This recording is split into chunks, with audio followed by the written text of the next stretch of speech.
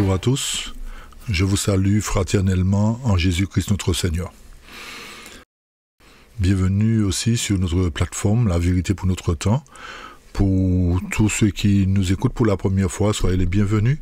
Aussi, n'hésitez pas à vous abonner. Et n'oubliez pas non plus de partager nos vidéos, de liker. Vous pouvez nous laisser aussi vos commentaires. Et nous nous ferons un plaisir de répondre à vos questions dans la mesure du possible. Le sujet que nous aborderons aujourd'hui sera centré sur le fait que l'Esprit de Dieu se retire sur la terre. Et nous verrons cela justement à travers la parole de Dieu qui nous donne les éléments appropriés pour nous montrer véritablement que l'Esprit de Dieu se retire et que il nous faut nous attendre justement à plus de calamités, à plus de catastrophes, plus de méchanceté, plus d'abominations sur la terre. Et nous voyons déjà les prémices de ces choses devant nous. Donc, ce sujet a pour but, en fait, de nous amener à réfléchir sur notre position en tant que chrétiens, à nous interpeller aussi pour savoir où nous en sommes dans notre préparation. Donc c'est une étude pour nous aider à prendre conscience et à savoir que le temps ne nous appartient pas et que très bientôt le temps de grâce se terminera et nous risquons, si nous ne sommes pas prêts, d'être trouvés du mauvais côté de la balance. D'accord ? Alors que Dieu nous aide pour ce sujet à bien le comprendre et justement nous allons implorer sa présence afin de nous aider à rentrer en nous-mêmes, à analyser la situation et à nous poser les bonnes questions et à avoir l'esprit suffisamment éclairé pour ne pas tomber dans les pièges que l'ennemi met devant nous. Prions. Éternel Dieu d'amour, de bonté, de fidélité, que ta grâce, ta paix repose sur chacun de nous. Veuille nous pardonner de nos transgressions, nos iniquités, et nous disposer afin que nous puissions comprendre ce que nous dit ta parole, et dans le but de marcher dans l'obéissance. Bénis tous ceux qui ont écouté, Seigneur, veuille les fortifier, les diriger, les bénir. Au nom de Jésus, je t'ai prié pour ta gloire. Amen. Amen. Donc, comme nous vous avons dit, chers amis, le sujet est basé sur l'Esprit de Dieu qui se retire sur la terre. Lorsque nous voyons aujourd'hui les différentes catastrophes qui se produisent à la chaîne, certains parlent d'apocalypse, tellement les événements sont catastrophiques. Des inondations où la vie de milliers de personnes ont été détruites, les incendies où des villes entières sont anéanties. En fait, tout nous signale, tout est fait en fait pour nous interpeller. Mais il est vrai que selon la parole de Dieu, nous pouvons considérer certains faits comme des catastrophes naturelles. Mais la parole de Dieu nous le fait comprendre que nous ne pouvons pas tout attribuer au naturel. Donc, à travers ce moment aussi, à travers les reportages que nous apporterons, nous voudrions que vous compreniez, chers amis, que l'ennemi a son rôle à jouer dans tout cela. L'ennemi a son rôle à jouer et le fait que l'Esprit de Dieu se retire sur la terre, eh bien, ceci voudrait dire en contrepartie que l'ennemi a plein pouvoir, on va dire. Il a plein pouvoir et il utilise des hommes aujourd'hui pour pouvoir mettre en place ses plans dans le but d'unifier tout un chacun pour avoir la même pensée, la même façon de voir les choses. Et nous toucherons non seulement les événements naturels, mais nous reviendrons sur l'intelligence artificielle pour toucher d'autres points. Et aussi, ce qui fait la une des actualités aussi aujourd'hui, c'est les extraterrestres, etc. Nous toucherons tous ces points pour que nous puissions véritablement comprendre que nous sommes arrivés à une époque où il n'y a plus beaucoup de temps pour les chrétiens. Il n'y a plus beaucoup de temps. Et il est important de tenir compte de ce que la parole de Dieu nous dit concernant les événements de la fin. Parce que peut-être que certains ne se sont pas tout à fait rendus compte que nous vivons les derniers temps.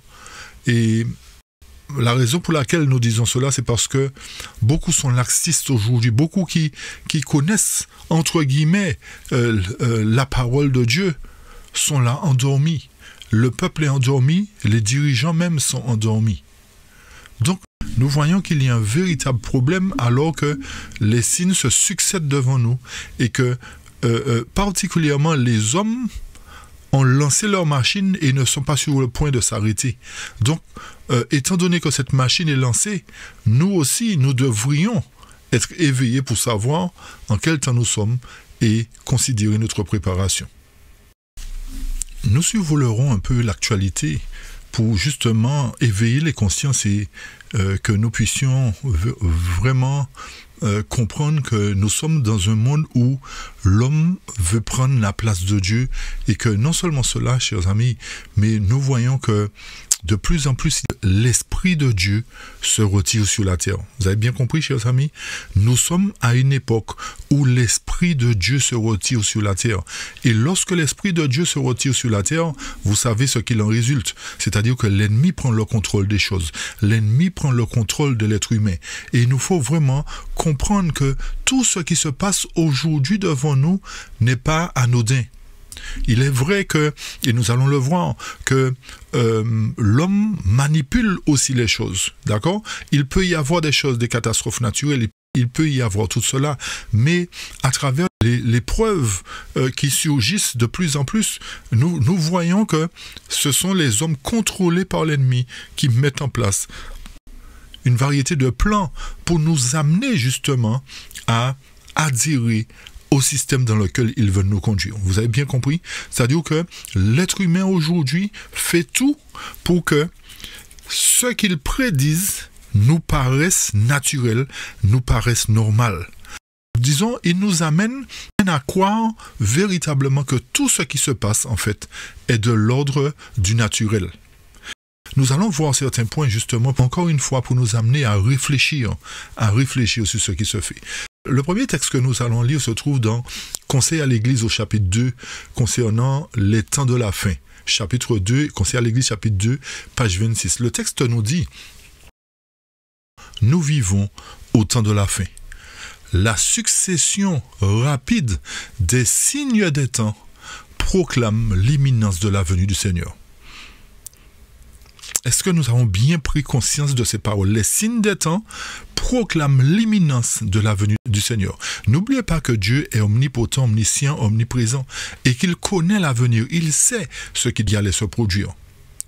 Et le texte poursuit et nous dit, nous sommes à une époque importante et solennelle. Chers amis, nous sommes à une époque importante et comment? Solennelle. Rappelez-vous de l'étude que nous avions faite lorsque nous avions parlé du message des 3 anges, c'est-à-dire le message du premier ange particulièrement, et nous avions montré que c'est un moment solennel, c'est un moment où nous devrions considérer véritablement où notre vie doit être conforme à Dieu.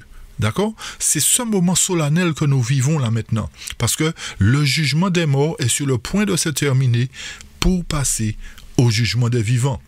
Et le texte nous dit, l'Esprit de Dieu se retire sur la terre peu à peu, mais sans arrêt.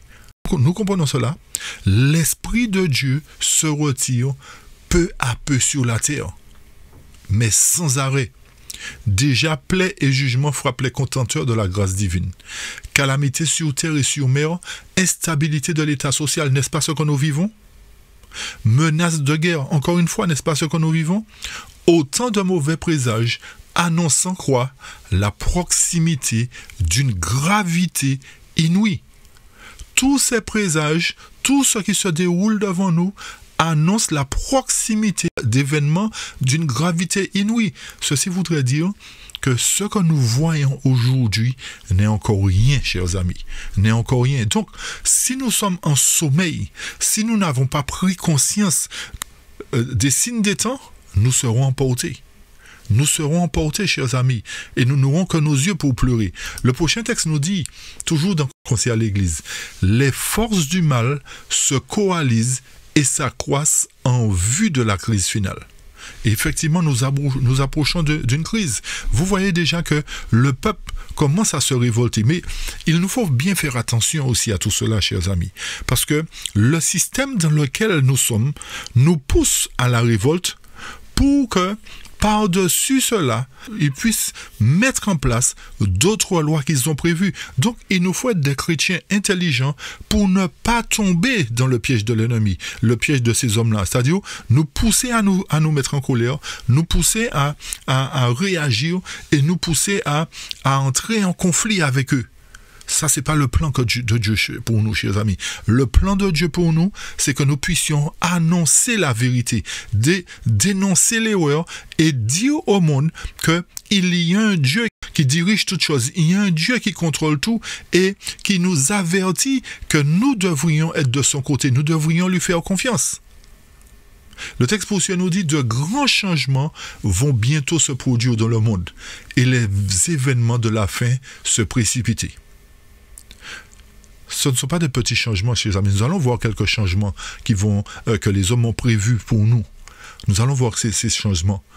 L'état actuel des choses montre que des temps troublés vont fondre sur nous. Rappelez-vous que le temps de détresse, c'est quelque chose que personne n'a jamais vécu sur Terre.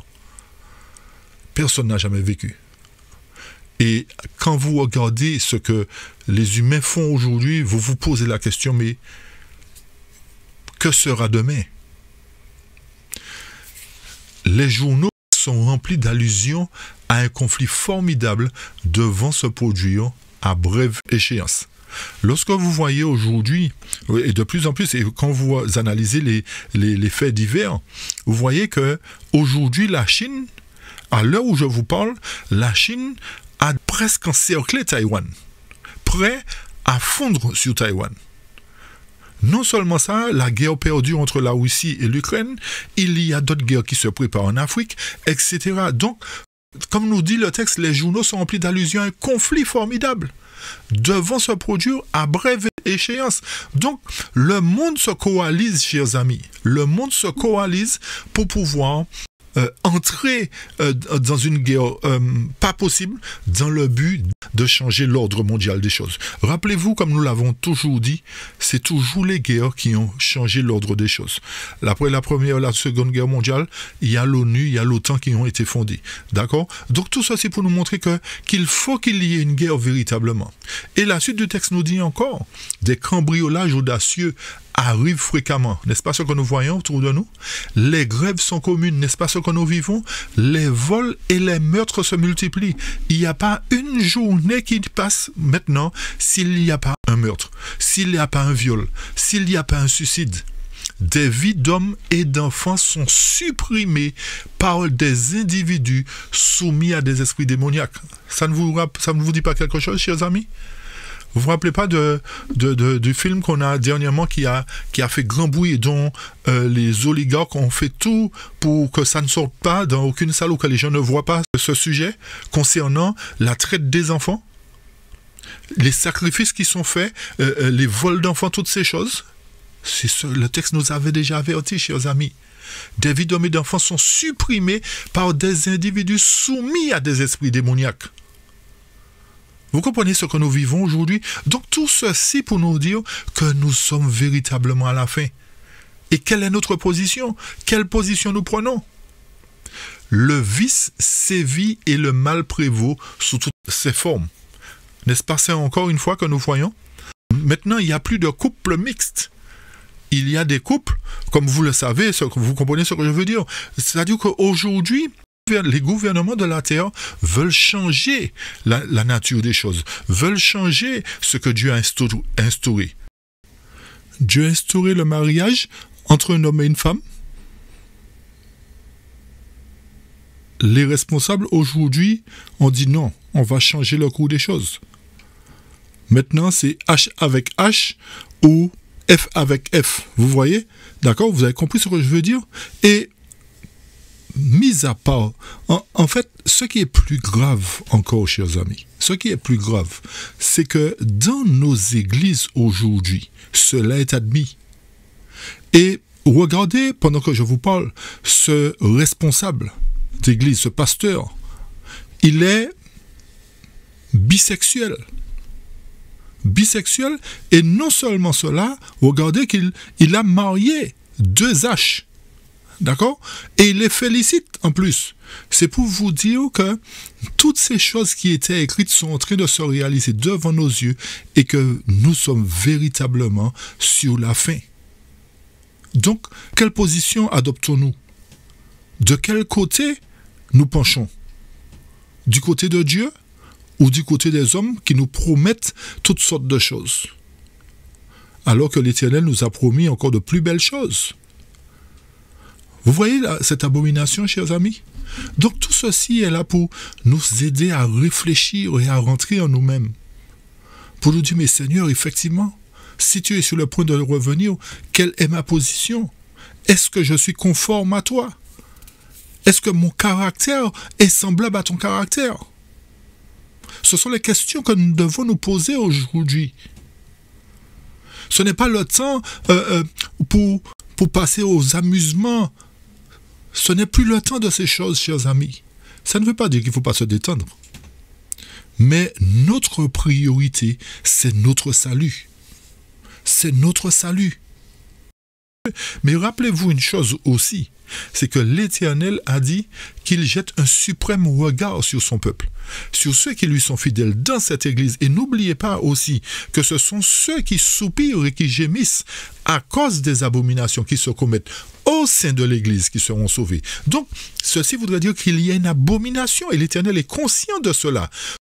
Tout ceci se passe de commentaires. Nous n'allons pas faire trop de commentaires. Nous allons vous laisser réfléchir sur tous ces sujets que nous allons vous présenter. D'accord? Nous poursuivons dans notre lecture. Encore une fois, le texte nous dit cette fois-ci dans Service chrétien à la page 65. Aujourd'hui, chers amis, l'Esprit de Dieu se retire de la terre. Ouragan, orage, tempête, incendie, inondation, désastres sur mer et sur terre se succèdent sans interruption. N'est-ce pas ce que nous vivons? Depuis le début de l'année 2023, il n'y a pas eu un mois où il n'y a pas eu une catastrophe naturelle. Une catastrophe. Soit incendie, soit inondation, soit tremblement de terre. Ou encore des ouragans. Des lieux où il n'y avait pas, les gens ne connaissaient pas d'ouragans. Il y a des ouragans. Des lieux où les gens ne voyaient pas de tornades, il y a des tornades. Vous comprenez? Des lieux où les gens n'avaient jamais connu l'inondation, il y a des inondations. Comme je vous ai dit, certainement il y a des effets naturels. Mais nous allons voir, chers amis, à travers des documentaires, que ce sont des choses que l'ennemi, à travers les hommes, met en place pour amener justement le monde à ce changement qu'ils attendent. Okay? Le texte poursuit et nous dit: la science cherche en vain à les expliquer. Les signes qui se multiplient autour de nous et qui nous annoncent le retour prochain du Fils de Dieu sont attribués, écoutez bien, à toute autre cause qu'à la véritable. Est-ce que vous avez compris ça? Les signes qui se multiplient autour de nous, qui nous annoncent le prochain retour du Fils de Dieu, sont attribués à toute autre cause qu'à la véritable. Vous voyez de quoi on veut parler? Le réchaud, d'accord? Vous avez compris, hein? D'accord? Les hommes ne peuvent apercevoir les anges qui retiennent les 4 vents, afin qu'ils ne soufflent pas jusqu'à ce que quoi? Jusqu'à ce que les serviteurs de Dieu soient scellés. Vous voyez encore, à chaque étude, la notion du scellement revient. C'est pas volontaire, chers amis, mais à chaque fois, la notion du scellement revient.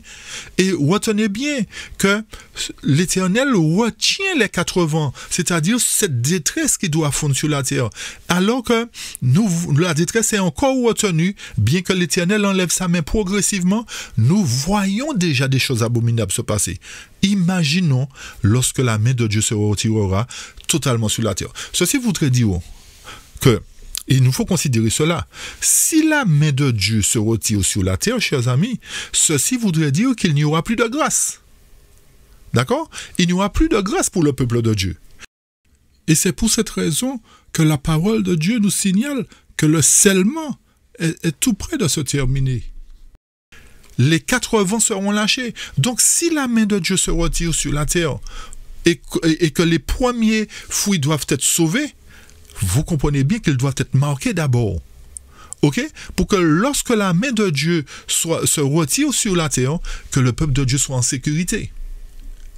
Et le texte poursuit et nous dit: mais lorsque le Seigneur leur ordonnera de laisser les vents souffler, c'est-à-dire aux anges, alors se produira quoi? Un conflit indescriptible. Vous comprenez la situation dans laquelle nous sommes aujourd'hui, chers amis? Et quand nous revenons justement sur les ouragans, les tempêtes, les intempéries, quand vous voyez, ne serait-ce qu'en 2023, le 8/7/2023, 2 feux par cours, 80 500 hectares en Californie. Au mois de juillet, feu de forêt de prairie dans la forêt du nord-ouest des USA. Près de 65 000 hectares brûlés, etc. Les pluies de mousson causent des inondations dans les sous-continents indiens. Nombreux incendies de forêt dans l'ouest du Canada. 3 morts. Sécheresse prononcée dans 47 départements. Chers amis, toutes ces choses sont là pour nous avertir que l'Éternel est sur le point de revenir. Lorsque nous revenons sur l'incendie qu'il y a eu au Canada, c'est un incendie qui a duré plusieurs jours. Et vous, pour ceux qui étaient aux États-Unis, vous vous êtes rendu compte que le ciel était rouge à un moment donné, tellement il y avait des incendies au Canada qu'on ne pouvait pas éteindre, et ça a duré plusieurs jours. Donc, selon les données du Centre interservice des feux de forêt du Canada, plus de 13 700 000 hectares ont déjà brûlé en 2023 d'un bout à l'autre du pays, sans compter les incendies qui ont eu lieu en Grèce, en Espagne, etc. Donc, la terre est en train de brûler, mais en fait, n'oubliez pas ce que le texte nous dit. Le texte nous a dit, les signes qui se multiplient autour de nous, qui nous annoncent le retour prochain de Jésus, sont attribués à toute autre cause qu'à la véritable. D'accord? Ok? Mais il faut comprendre aussi que l'homme a sa part. Lorsque nous voyons ce qui s'est passé, ne serait-ce qu'à Hawaï, il y a beaucoup de questions qui se posent aujourd'hui, où on voit que l'aluminium des voitures a fondu. Et quand on fait fondre l'aluminium, c'est à très haute température. Tout ceci, toutes ces choses doivent nous faire prendre conscience que l'ennemi est en train de faire son plan, de jouer dans la nature à travers les humains qu'il a choisis. Pourquoi? Parce que l'Esprit de Dieu se retire sur la terre. Il y a plein d'autres événements qui se sont produits. Là, ceci concerne en fait le mois d'août à septembre seulement. Août à septembre, et depuis le début de l'année, il y a eu des catastrophes, il y a eu des choses. Et ce qui est à noter, c'est que des millions de vies humaines sont emportées dans ces catastrophes. La question qui surgit vis-à-vis de tout cela, tous ces gens qui sont morts, étaient-ils en accord avec Dieu? Étaient-ils en harmonie avec Dieu? Ce que l'ennemi tend à faire aujourd'hui, c'est d'amener un maximum de personnes à descendre dans la tombe sans avoir eu la connaissance de Dieu. Et nous qui avons la connaissance, nous la gardons pour nous-mêmes. Il n'y a aucun sujet dans nos églises sur ces faits d'actualité pour susciter un réveil, pour amener les frères et sœurs à parler de l'avènement du Fils de Dieu, à parler des signes qui nous montrent que le temps est tout près de se terminer et que nous devrions avoir une attitude différente. Vous comprenez, chers amis? Quand nous regardons même le tremblement de terre, d'après le journal L'Union, ce journal nous dit, y a-t-il de plus en plus de tremblements de terre dans le monde? Et on prend l'exemple du Maroc et de la Tunisie. Le Maroc a été secoué par un séisme de magnitude 7 qui a fait au moins 2000 morts. Et en février, un tremblement de terre en Turquie a tué 50 000 personnes. Ces catastrophes semblent de plus en plus nombreuses. Et dernièrement en Libye encore, à travers l'inondation, combien de milliers de personnes sont mortes? Chers amis, ne prenez pas cela à la légère. L'ennemi est en train de tout faire, comme je vous ai dit, pour amener un maximum à descendre sans qu'il soit en accord avec Dieu. C'est surtout ça, sans qu'il soit en accord, sans qu'il soit prêt. Donc, nous qui sommes là, ne sommes pas à l'abri de ces choses non plus. Ceci voudrait dire que si une catastrophe vient arriver dans une des régions dans laquelle nous sommes, et que l'eau vienne à nous emporter, ou que un incendie vienne à nous détruire, à nous carboniser, est-ce que nous serons sauvés? Est-ce que nous sommes conformes à Dieu si toutefois une catastrophe comme ça vient à nous surprendre, chers amis? Et tout ceci, comme je vous dis, ce n'est pas... il faut tenir compte que l'homme manipule aussi les choses. L'homme manipule la planète. Et écoutez ce reportage, c'est un ancien reportage datant de 2010. Pour comprendre, chers amis, que les hommes, aujourd'hui, manipulent le climat, manipulent les choses. D'accord?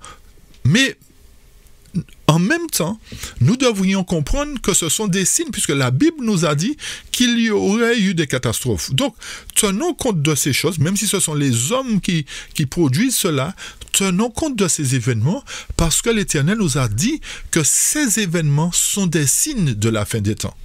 Vous me suivez? Donc, même si ce sont les hommes qui le font, tenons en compte. Parce que ceci nous prouve que la fin est toute proche et que l'Éternel sera sur le point de revenir. Écoutez ce reportage. Serait-elle un moyen de contrôler le climat? C'est la question qu'on se pose aujourd'hui dans les reportages. Contrôler le climat en déclenchant par exemple des cyclones ou en provoquant des sécheresses. L'idée paraît farfelue et pourtant, en plein Alaska, l'armée américaine développe depuis plusieurs années un programme de recherche scientifique et militaire sur l'ionosphère. Alors fantasme ou réalité, voici l'enquête d'Audrey Avram sur un récit d'Adrien Pilon.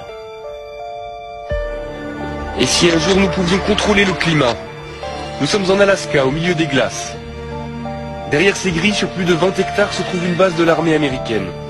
De loin, on distingue une forêt d'antennes de plus de 20 mètres de haut. Il y en a plus de 80. Officiellement, cette base abrite un programme de recherche scientifique et militaire sur l'ionosphère, l'une des couches de l'atmosphère. Nom de code, HAARP. Un nom qui suscite de nombreuses rumeurs et interrogations depuis des années. On pense généralement que les Américains y étudient le contrôle des communications, voire des phénomènes climatiques. Nick Begich est chercheur. Cela fait 15 ans qu'il tente d'en savoir plus sur les expériences menées au cœur de l'Alaska.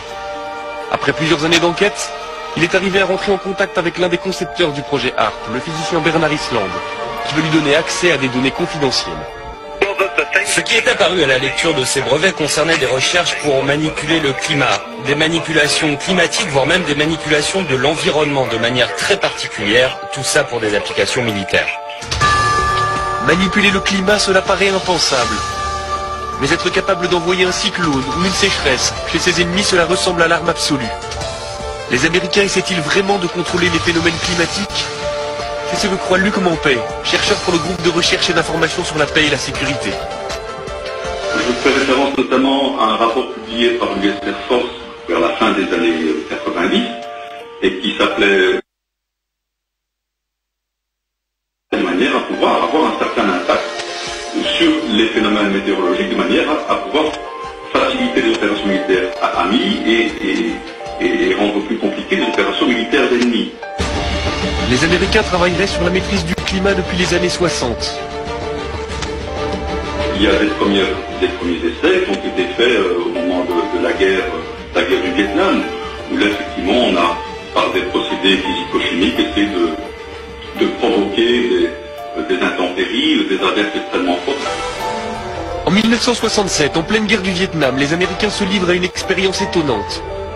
Ils déversent une substance chimique au-dessus des nuages. Le but, faire en sorte que les pluies torrentielles de la mousson se propagent au Nord-Vietnam jusqu'aux bases de leurs adversaires. Le plus étonnant, c'est que cela a marché.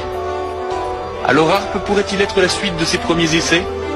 Ce qui concerne les modifications environnementales et climatiques, c'est un enjeu militaire aux États-Unis depuis certainement 50 ans. Et cela implique des technologies, des procédés, des techniques très proches de ce qui est mis aujourd'hui en œuvre dans le cadre du programme HAARP. HAARP suscite l'inquiétude, au point qu'en 1997, le Parlement européen met sur pied une commission d'enquête sur la possibilité de manipuler le climat à des fins militaires. Très vite, les parlementaires font des découvertes alarmantes.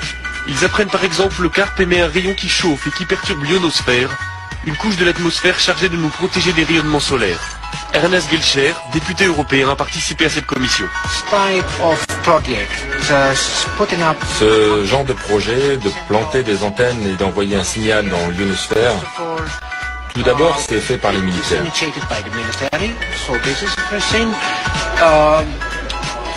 Ils ne savent même pas quel impact ces expériences pourraient avoir. Je pense que derrière tout ça, il y a des objectifs militaires qui pourraient être un peu plus ambitieux, un peu plus vastes que ceux qu'ils veulent bien admettre en public. En fait, on ne va pas faire de commentaires non plus. Vous avez entendu, jugez-en par vous-même. On ne fait pas de commentaires sur cela. Mais celui qui veut comprendre, va comprendre. D'accord? Nous poursuivons. Le texte suivant, toujours dans Service chrétien, à la page 46-47, le texte nous dit « Le peuple de Dieu doit prendre garde aux signes des temps. » Et c'est ce que nous avons dit avant le reportage. Le peuple de Dieu doit prendre garde aux signes des temps. Les signes de la venue de Christ sont trop clairs pour être mis en doute. Et à leur vue, tous ceux qui professent croire à la vérité devraient devenir des prédicateurs pleins de vie. C'est-à-dire quoi? C'est-à-dire que nous qui connaissons la proximité des choses, nous qui connaissons les signes des temps, et pour connaître justement, quand il dit nous, chers amis, il est quand même malheureux de constater qu'aujourd'hui, beaucoup de personnes, beaucoup de chrétiens, particulièrement ceux de la dernière Église, ne connaissent même pas les signes des temps. C'est malheureux de constater cela. Nous sommes là, en fait,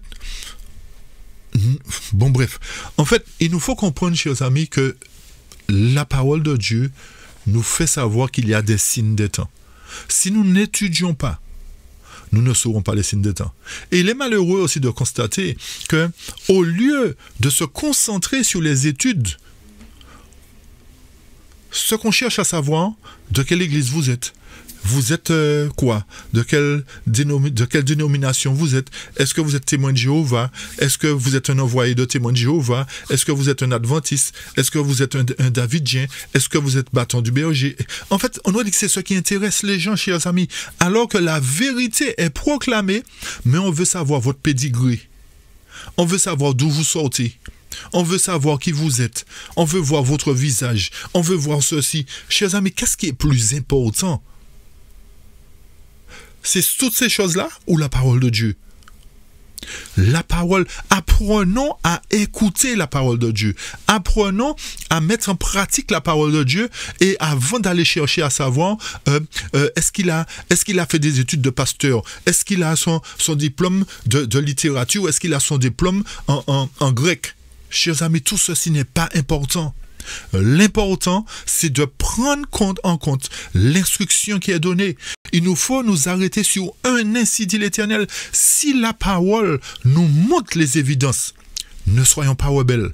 Ne cherchons pas midi à 14h. Nous aimons trop à faire ce genre de choses, chers amis. Nous aimons, je ne suis pas d'accord avec ce que le frère a dit. Chers amis, c'est pas le frère qu'il faut regarder. Nous avons une vieille habitude. C'est la parole qu'il faut regarder. Ne regardez pas au frère. Ne regardez pas à la sœur. Mais regardons à la parole de Dieu.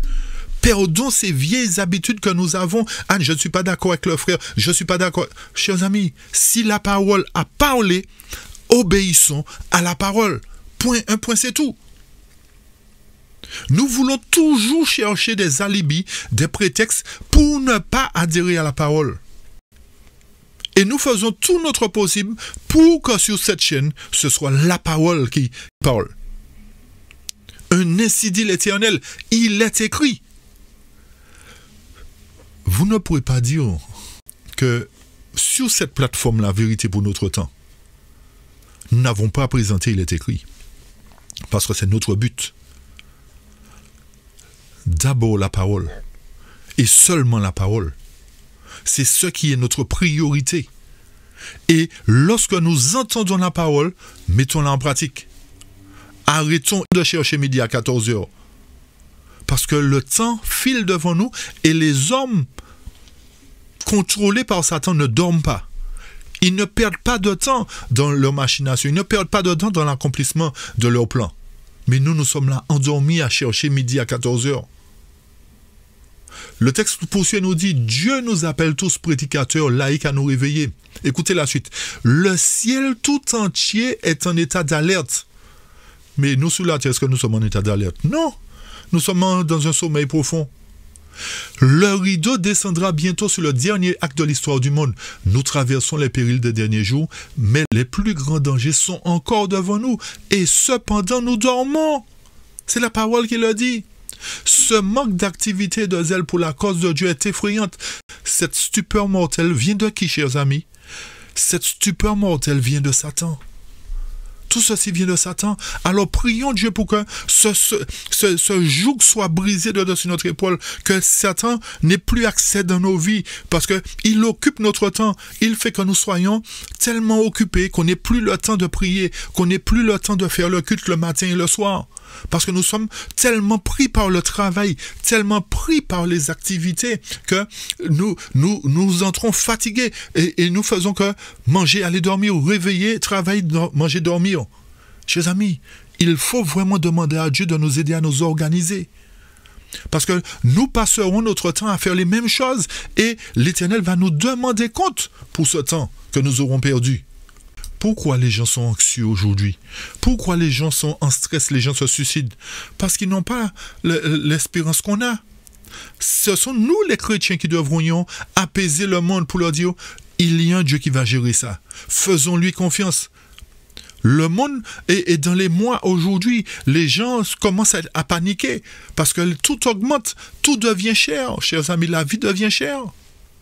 Et vous allez voir ce que le monde nous prépare encore de terrible. Témoignage pour l'Église, volume 3, page 122, nous dit « Nous vivons des temps solennels au milieu des scènes finales de l'histoire de cette terre. Et le peuple de Dieu est comment? Endormi, encore une fois, c'est la même chose qui revient. Il faut que les chrétiens se réveillent et fassent de plus grands progrès en réformant leur manière de quoi? De vivre. Ensuite, de manger. Ensuite, de se vêtir. Ensuite, de travailler. Ensuite, de se reposer. Vous avez compris? Nous avons une réforme à faire dans tout cela. On aurait dit qu'aujourd'hui, c'est le contraire qui se passe. Nous sommes dans la décadence quand nous venons devant Dieu le sabbat. Nous sommes habillés n'importe comment. Nous nous présentons n'importe comment. Nous parlons n'importe comment. Nous mangeons n'importe comment.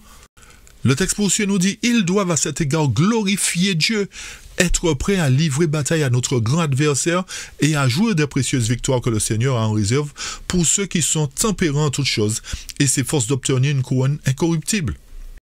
Dans Témoignage, volume 1, page 98, le texte nous dit « Satan cherche à tenir le peuple de Dieu dans l'inaction, à l'empêcher de répandre la vérité, afin qu'il soit pesé et trouvé trop léger. » L'un des points que Satan va utiliser à travers l'intelligence artificielle pour arriver justement à nous rendre inactifs, à nous manipuler comme il veut, c'est cette affaire de puçage, en fait, chers amis. Il faut comprendre que ça peut avoir des bons côtés, mais il y a le côté négatif de la chose.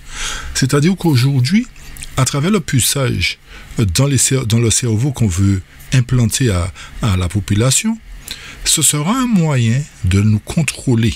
Et nous l'avions déjà touché dans une étude. Ça fait quelques mois, même avant que ces sujets-là ne soient autant répandus. Donc tout ça, c'est pour nous dire encore une fois que Satan va mettre tous les moyens en place pour que nous ne puissions pas utiliser nos facultés. Et je vous laisse écouter ce débat qu'il y a eu entre le docteur Alexandre et un autre intervenant. Écoutez bien ce qu'ils disent par rapport à tout cela. Et ensuite, nous aborderons un autre point encore, le plan de sauvegarde de la planète qu'ils ont mis pour nous amener justement à ne pas dépenser beaucoup, à ne pas faire beaucoup de voyages, etc. Nous allons toucher ce point après. Mais écoutez d'abord ceci.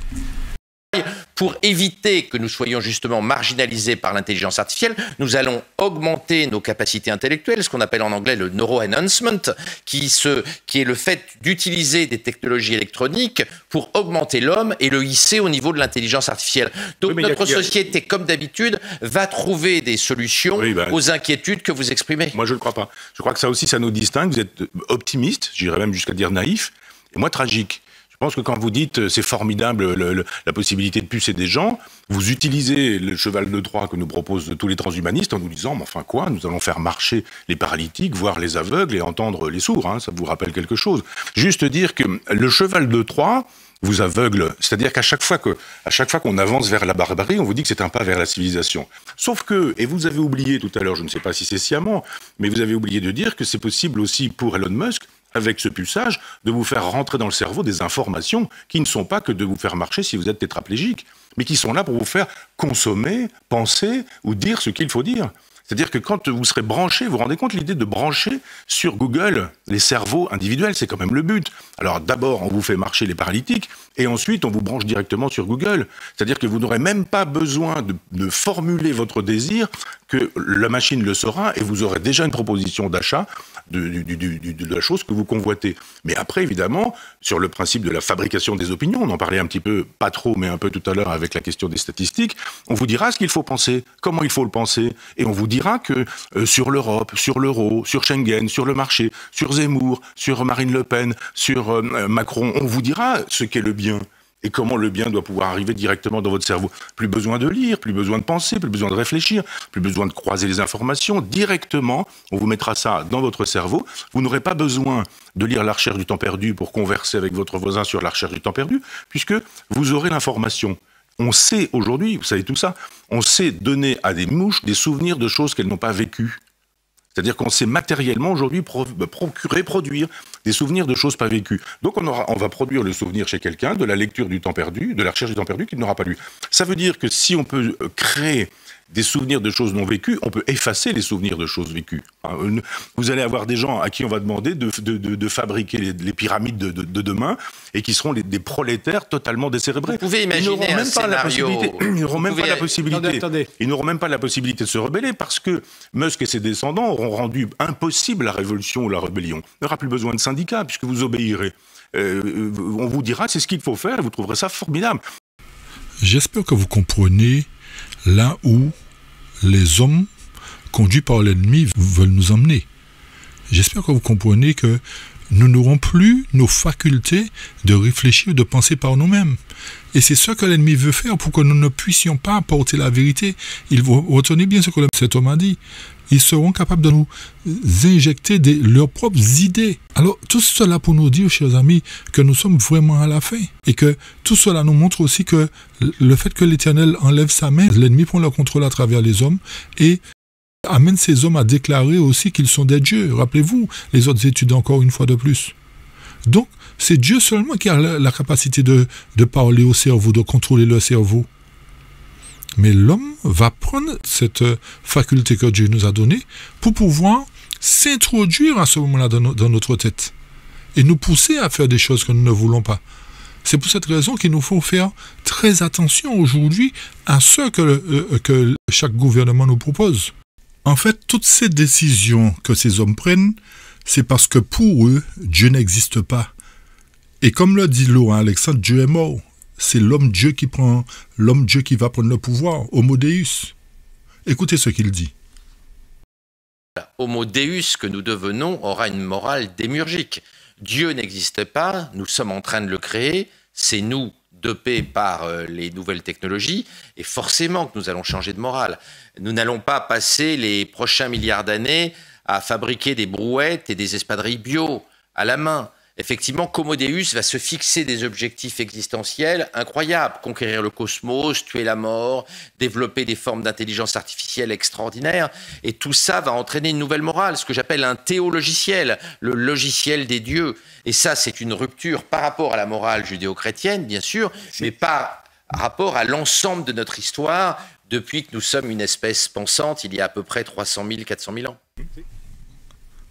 En fait, chers amis, quand vous analysez ce que ce monsieur dit, et lorsque vous faites le rapport avec ce que l'Éternel nous a dit aussi dans sa parole, du fait qu'il enlève sa main petit à petit, c'est-à-dire qu'il n'y aura plus de grâce.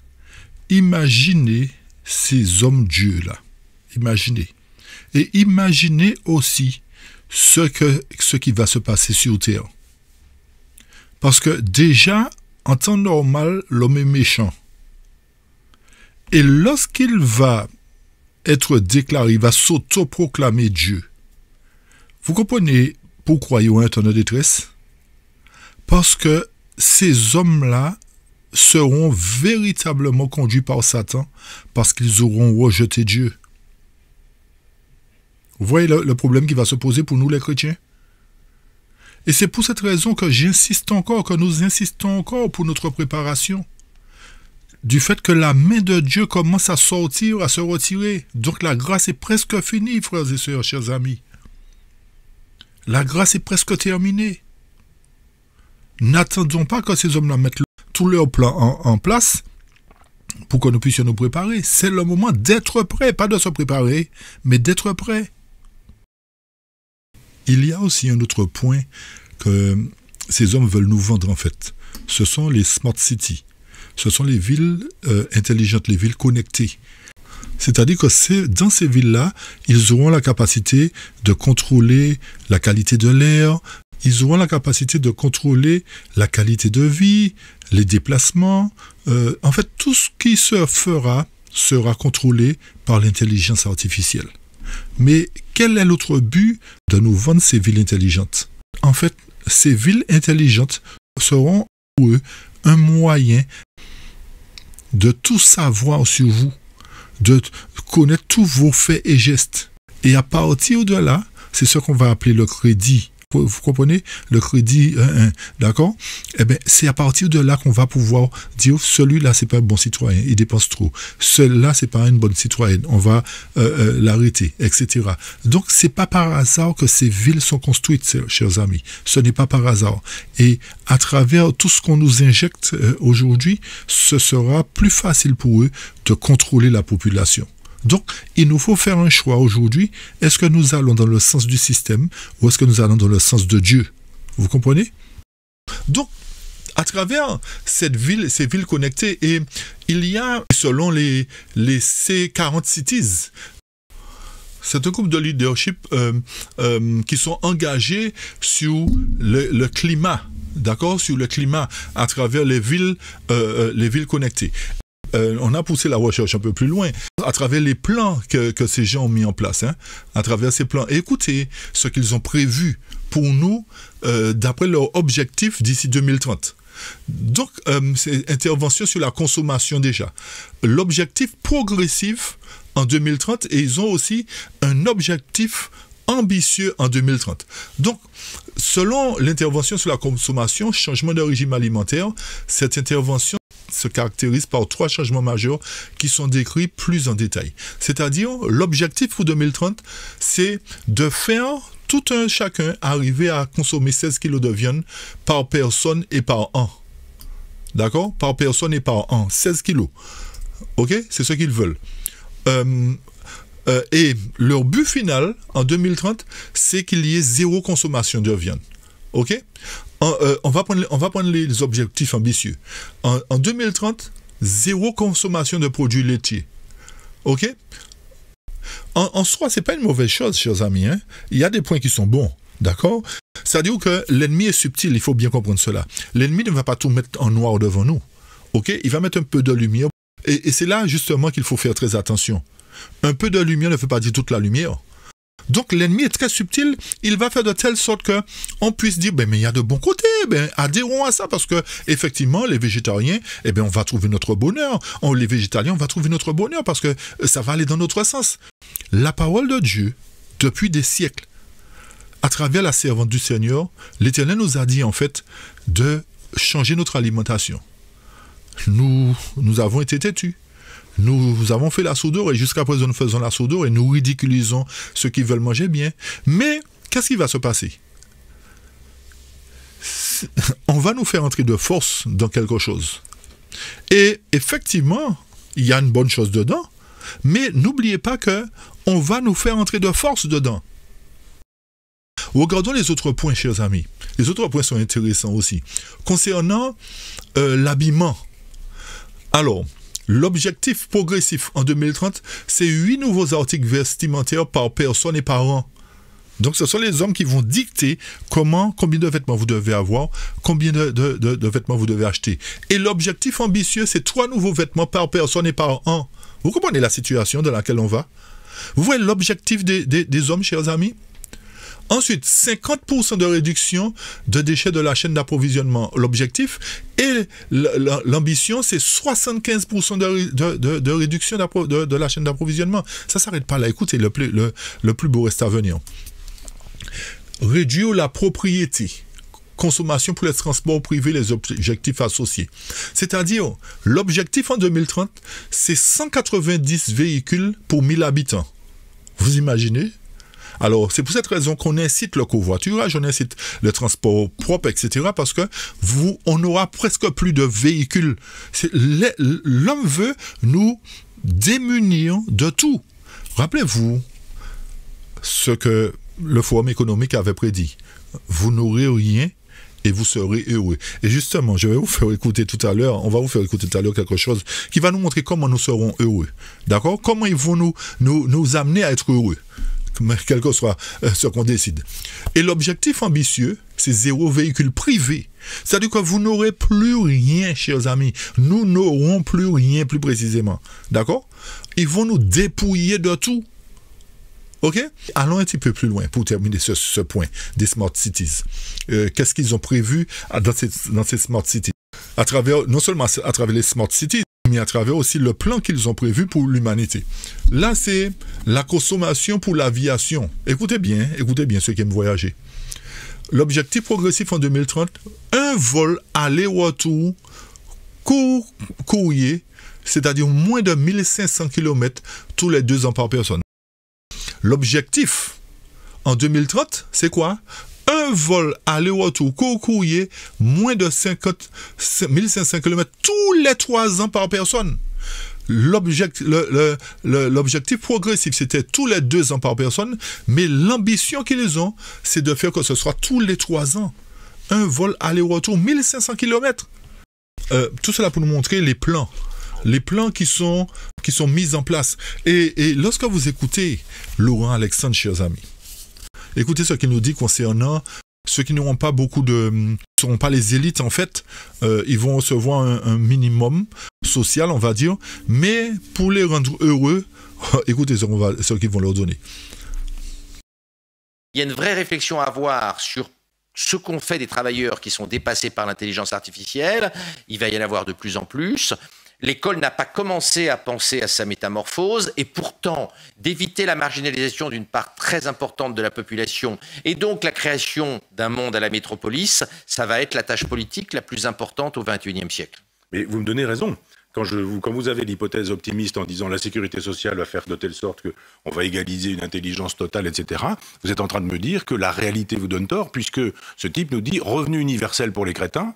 Ça va faire des consommateurs, ils vont pas se rebeller, quand ils auront de l'argent, ils pourront aller au tiercé. C'est à mes yeux un cauchemar politique oui. Et que je pense qu'il faut lutter contre. Mais je pense que c'est lui qui va gagner. Parce que vous obtiendrez le silence des gens quand vous leur donnerez de l'argent et que vous leur direz vous pourrez passer votre temps devant les jeux vidéo, la télévision, fumer, boire, faire du sport, vous occuper de vous-même.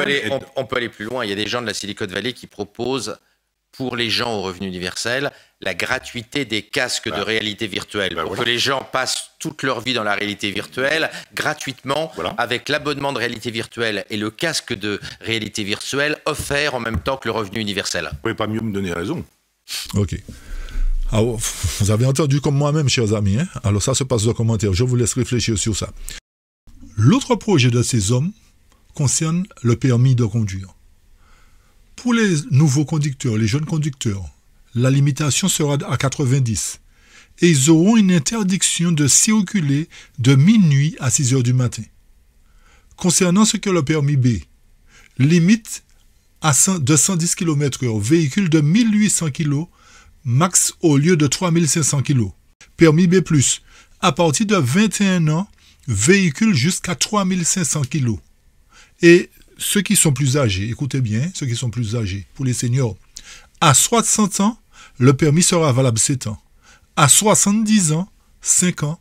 Et à 80 ans, 2 ans. Et avec un renouvellement soumis à l'Union européenne. Donc, ce sont tous ces changements-là qui seront apportés progressivement. Comme vous l'avez bien compris, le but, c'est de restreindre les libertés, nos déplacements, etc., etc. OK? Donc, nous allons voir l'autre point maintenant concernant les soi-disant ovnis et les soi-disant extraterrestres. C'est la découverte qui a été faite dernièrement concernant des momies extraterrestres, etc., etc., etc. Chers amis, où va le monde? En fait, celui qui veut croire à toutes sortes de choses va croire à toutes sortes de choses. Mais en tant qu'enfant de Dieu, ne devrions pas tomber dans n'importe quel piège, chers amis. L'Éternel nous a dit que tout ce qu'il a créé était parfait, était beau. Même Satan, qui a été créé par Dieu, était un ange de lumière, chers amis. L'Éternel nous a dit qu'il nous a fait semblable à lui et de peu inférieur aux anges. Et lorsqu'on nous montre un truc comme ça, un extraterrestre là, qu'on a trouvé, vous pensez que Dieu a fait ce genre de choses, chers amis? Il nous faut pas, en fait, ce qu'il nous faut comprendre, et à travers les ovnis et les extraterrestres, c'est un plan que l'ennemi a mis en place aussi à travers la nation qui est représentée par la Syrie moderne. Vous comprenez ce que je veux dire? Et nous avions déjà ébauché cela dans une étude précédente. C'est pour cette raison que nous vous disons, écoutez les études. Les ovnis sont des créations de ce système. Et posez-vous la question, pourquoi en Afrique, personne n'a jamais vu d'ovnis? Ça veut dire que ces extraterrestres-là sont, malgré qu'ils sont en hauteur, ils ne voient pas le globe, ils voient que l'Europe et les États-Unis. La plupart des endroits où on a vu les ovnis, c'est en Europe et aux États-Unis. Vous comprenez? Rarement en Chine, ou peut-être même pas en URSS, etc., mais en Afrique, nulle part. On n'a jamais vu ça. Donc ces extraterrestres-là, ils ne sont pas trop intelligents, en fait. Parce que c'est là qu'il y a la richesse aujourd'hui. La richesse se trouve en Afrique. Mais qu'est-ce qu'on veut nous faire quoi? On veut nous... en fait, ce système qui va contrôler le monde est en train de mettre en place petit à petit ces pions pour nous amener à croire à un envahissement justement extraterrestre bientôt et pour nous donner en contrepartie une solution à cela. Vous comprenez? Et tout ceci aussi a pour but de faire entrer le spiritisme, chers amis. Le spiritisme, parce qu'on va vous dire, c'est un être, il a dit ça, eh bien obéissez. Il a fait ça, obéissez. Chers amis, faisons attention à tout ce que nous voyons sur les médias. Faisons attention à ce qu'on nous donne aujourd'hui, parce que tous les médias mainstream sont corrompus. En fait, ces médias-là sont la propriété de ceux qui mettent en place ce qui nous arrive aujourd'hui. D'accord? Donc, il nous faut nous réveiller. Et n'oubliez pas qu'avec la 5G, ce sera plus facile pour eux de faire apparaître des objets. Et c'est ce que nous voyons dans le ciel. Il y a des essais qui sont faits, des tests qui sont faits, mais très bientôt, les choses seront beaucoup plus répandues. Il y a cette affaire d'hologramme aussi qu'il faut prendre en compte. En fait, on va nous amener à avoir plein d'illusions d'optique aussi. Et écoutez ce que le responsable de SpaceX, celui qui fait les Tesla, etc., écoutez ce qu'il dit à propos des extras. D'accord? Vous allez voir que il dit qu'il n'a jamais vu ça. Vous comprenez, chers amis? Mais il dit qu'il y aura peut-être une puissance supérieure qui va faire quelque chose, mais il sait qu'il y aura quelque chose. Where are the aliens? We have not encountered any aliens. This is the Fermi paradox. This is one of the most important questions. How come we've not found any aliens? There's people out there who think we found aliens. Trust me, I would know.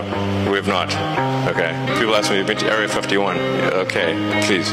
SpaceX actually has Area 59. It's even better, 8 better than 51. So, this is the first time in the 4.5 billion year history of Earth that it's been possible to extend life beyond Earth. Before this, it was not possible. So, among the set of actions we can take that are likely to increase the scope and scale of consciousness such that we are better able to understand the nature of the universe. One of those actions is to become a multi-planet species or ensure that life is multi-planetary. It's not from the standpoint of it just being an escape hatch or because I think that Earth is doomed, but there's a certain probability that is irreducible that something may happen to Earth. Despite our best intentions, despite everything we try to do, there's a probability at a certain point that some either external force or some internal unforced error causes civilization to be destroyed. Très bien, vous avez compris ce qui se passe, chers amis. Donc, soyons vigilants, ne tombons pas dans n'importe quoi. Et de plus en plus, vous allez voir des ovnis, je vous le dis. De plus en plus, vous allez voir des ovnis. Et lorsqu'on avait parlé de ça dans les études précédentes, ça fait déjà des mois, on n'en parlait pas encore comme on le fait aujourd'hui. Il y a une autre information qu'il faut considérer, et nous l'avions déjà aussi énumérée, c'est-à-dire l'éducation des enfants.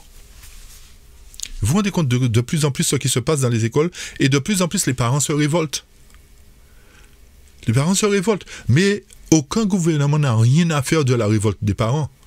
C'est parce que l'objectif de l'ennemi, c'est d'amener une corruption telle que le monde tombe dans cette corruption. Mais n'oubliez pas que de même que la corruption a atteint son paroxysme à Sodome, l'Éternel s'est levé et a frappé. De même que l'iniquité va abonder, l'Éternel va se lever et aussi frapper. Et nous arrivons vers la fin de notre sujet. En fait, il nous faut vraiment comprendre que, d'après Conseil à l'Église encore, à la page 267, le texte nous dit « La grande crise est sur le point d'éclater. Et pour affronter les tentations, pour nous acquitter de nos devoirs, il nous faudra une foi persévérante. Il nous faut la foi, il va nous falloir la foi, chers amis. Sans la foi, nous dit Hébreux 11, verset 6, « Or, sans la foi, il est impossible de lui être agréable, car il faut que celui qui s'approche de Dieu croit que Dieu existe. » Beaucoup aujourd'hui, oui, je crois, disent aujourd'hui, oui, je crois en Dieu. Mais ce n'est pas en parole qu'on croit en Dieu, chers amis. C'est en acte aussi qu'on doit croire en Dieu.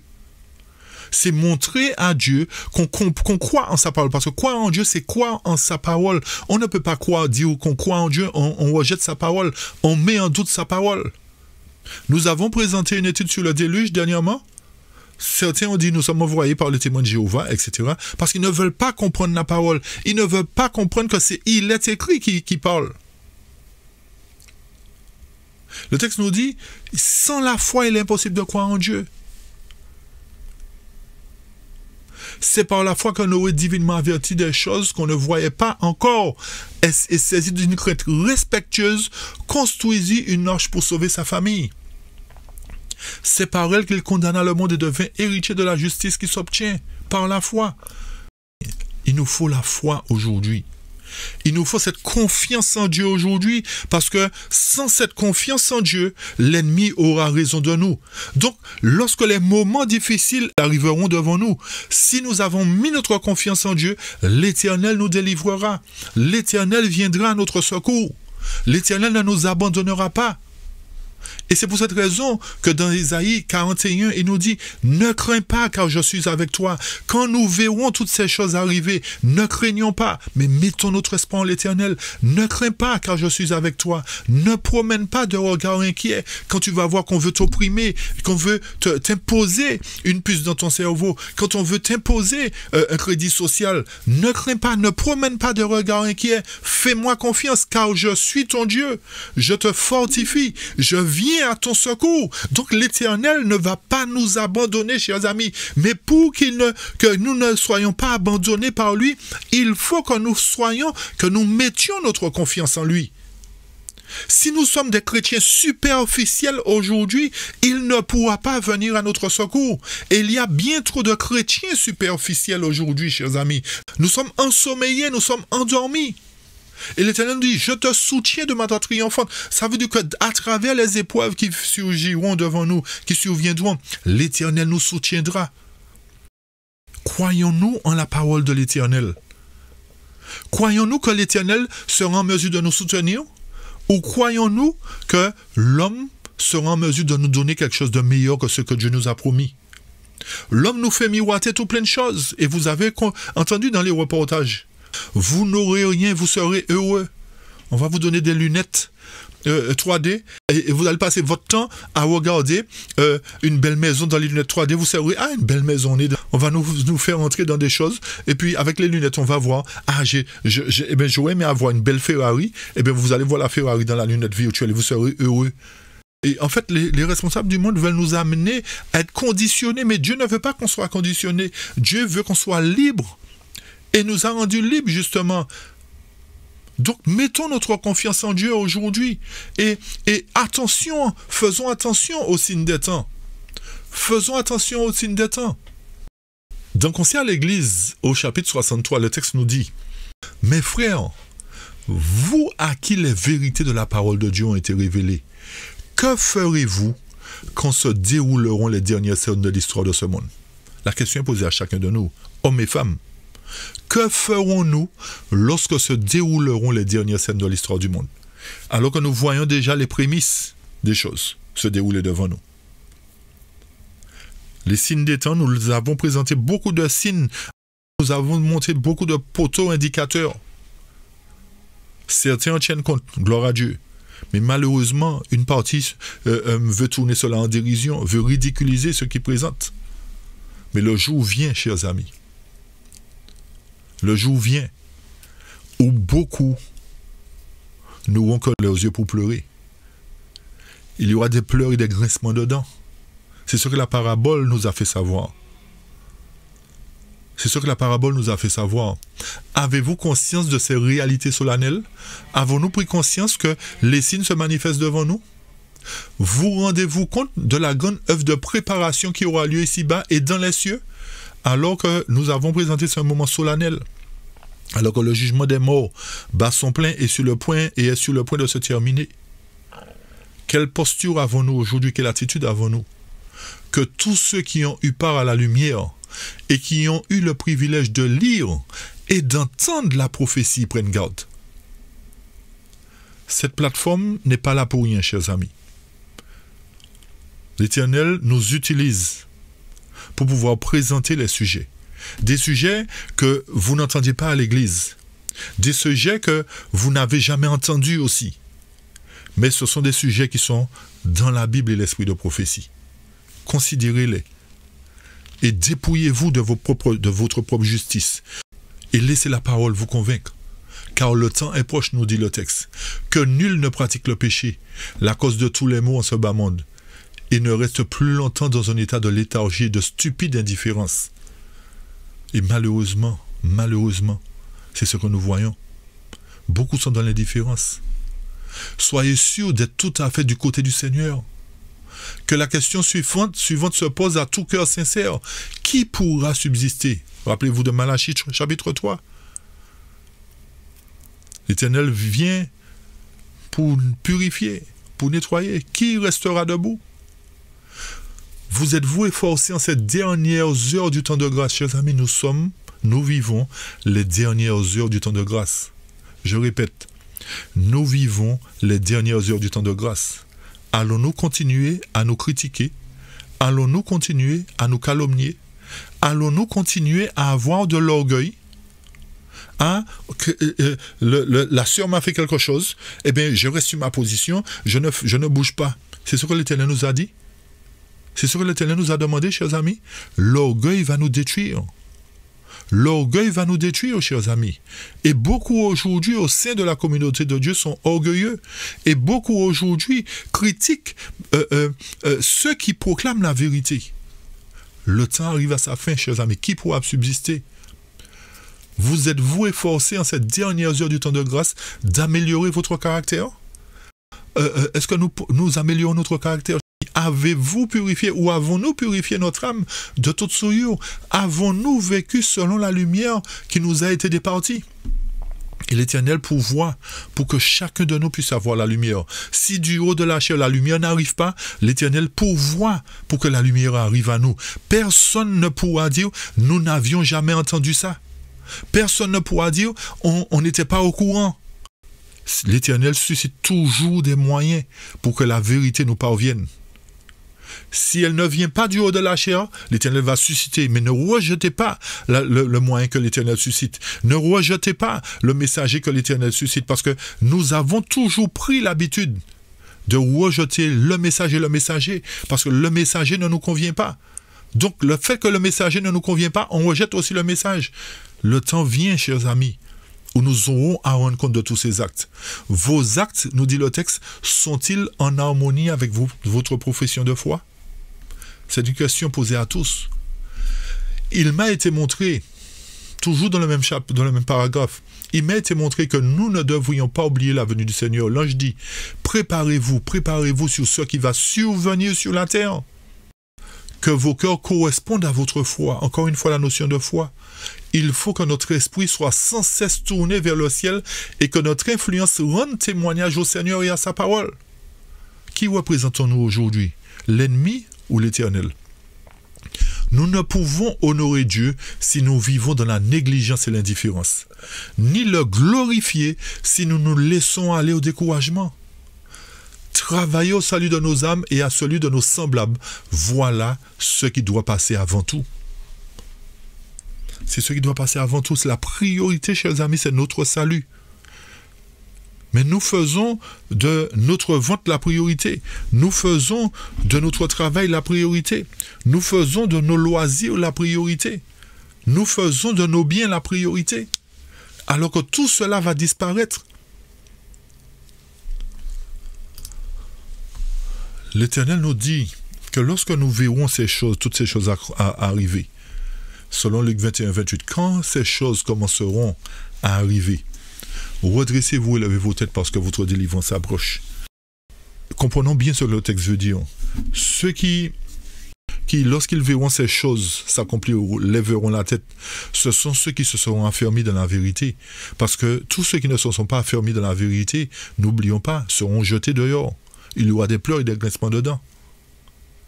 Donc ce sont ceux qui se sont conformés à la parole qui seront délivrés. Et le texte qui est le plus fort dans tout cela nous dit ceci. C'est une déclaration solennelle que je fais à l'Église. Ce n'est pas moi qui parle, hein, c'est la servante du Seigneur. Il n'y a pas une personne sur 20 de celles dont les noms sont inscrits sur les registres de l'Église qui soit prête à terminer sa course terrestre et qui ne se trouverait pas si cette éventualité se produisait dans la condition du pécheur habituel, c'est-à-dire sans Dieu et sans espérance dans le monde. Pas une personne sur 20. Vous comprenez, lorsque l'Éternel dit qu'il y aura très peu qui seront sauvés dans la dernière Église, chers amis, alors que dans le monde, il y aura une grande foule, pas une personne sur 20. Comprenez-vous que le sujet des 144 000 est un sujet à comprendre véritablement? Pas une personne sur 20 dont les noms sont sur les registres de l'Église seront sauvés. Pas une personne sur 20. Et le texte poursuit et nous dit, ces personnes font profession de servir Dieu, mais en réalité, ils servent Mammon. Ce demi-service pour l'un et pour l'autre est en fait un reniement de Christ. Soit nous sommes pour Christ, soit nous sommes pour Mammon. Ne faisons pas de compromis avec le mal, chers amis. Ne nous associons pas avec ceux qui ne sont pas en conformité avec la parole de Dieu. Beaucoup sont entrés dans l'Église en conservant un esprit insoumis et frustre. C'est-à-dire que nous sommes sortis dans le monde, mais le monde n'est pas sorti en nous. Nous avons mené le monde dans l'Église. Leur sens spirituel est perverti par leur corruption avilissante. Ils agissent selon le monde dans leur esprit, dans leur cœur, dans tous leurs desseins, traduisant cette tendance dans des actes silencieux et faisant preuve d'hypocrisie dans toutes les manifestations de leur profession de chrétien. Ils vivent comme des pécheurs, tout en se prétendant chrétiens. Chers amis, relisez attentivement ce paragraphe. Relisez-le attentivement. Et demandons à Dieu, vraiment, de sortir dans cette situation. Demandons à Dieu que nous soyons des chrétiens sincères, que nous ne fassions pas de compromis avec le mal, parce que le temps qu'il nous reste est très court et sera bientôt dans le passé. Mon âme est triste de savoir que beaucoup seront perdus au sein même de l'Église de Dieu. Mon âme est triste de savoir que nous ne voulons pas la parole de Dieu, nous ne voulons pas changer. Mon âme est triste de savoir que malgré tout ce que Dieu fait pour nous sauver, beaucoup seront quand même perdus. Et les 3 derniers textes sont là pour nous faire réfléchir. Dans Prophète Héros, page 475, les chrétiens devraient se préparer à l'orage qui va bientôt éclater sur le monde et les surprendre d'une manière terrifiante. L'orage va nous surprendre. Pour cela, il faut croire. Il faut une étude approfondie de la parole de Dieu et une vie conforme à ses préceptes. Ce que Dieu veut, c'est un réveil et une réforme radicale. L'heure est venue d'accomplir une réforme sérieuse. Ne tardons pas, ne renvoyons pas demain. Nous ne savons pas si une catastrophe peut arriver nous emporter. Nous ne savons pas si une voiture peut nous frapper et nous perdons la vie. Nous ne connaissons pas l'avenir. Mais l'heure est venue d'accomplir une réforme sérieuse en chacun de nous. L'esprit de prière animera chaque croyant et la discorde sera bannie de l'Église. Plaise à Dieu que ce ce sujet que nous avons présenté soit un moyen pour chacun de prendre conscience de son état, de prendre conscience de l'imminence du temps et de prendre la décision dès maintenant de marcher selon un ainsi dit l'Éternel, de se conformer à la parole de Dieu et afin de ne pas tomber dans les pièges que l'ennemi nous tend, va nous tendre dans l'avenir. Plaise à Dieu que nous soyons humbles comme des petits enfants, prêts à écouter la parole et la mettre en pratique. Et que nous ne soyons plus dans le jugement, mais que nous soyons dans l'humilité, afin que la discorde soit bannie de chacun de nous, et que l'Éternel puisse retrouver une église triomphante. Que la paix et la grâce de Dieu soient sur chacun de vous, et que le nom de Dieu soit béni et glorifié. Amen. Merci pour votre attention, chers amis. Amen. Amen.